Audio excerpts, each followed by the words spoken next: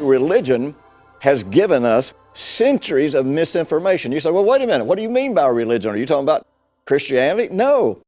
You see, faith is when you trust, you're responding to God because you trust what He said.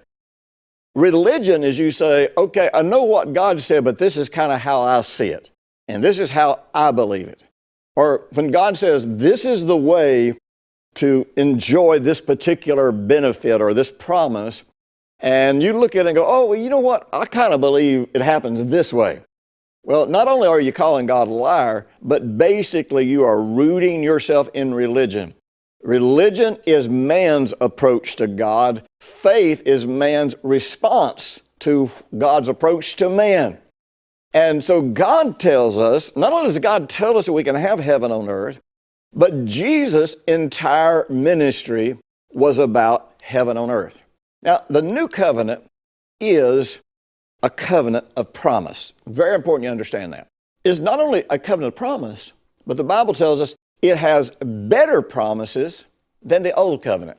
Now, here's something really interesting.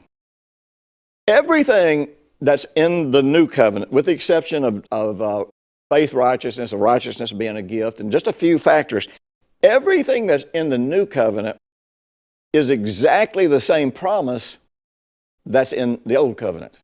So how could these promises be better than they were in the old covenant if they're the same promises? Old covenant promised healing, new covenant promises healing. Old covenant promised a way to enjoy godly success. New covenant promises a way for godly success. Old covenant gave you ways to approach God. New covenant gives you ways to approach God. So if it's the same promises, what makes them better? Well, what makes them better is that Jesus Himself is the one who obtained these promises. We are not personally or individually trying to obtain any individual promise from God.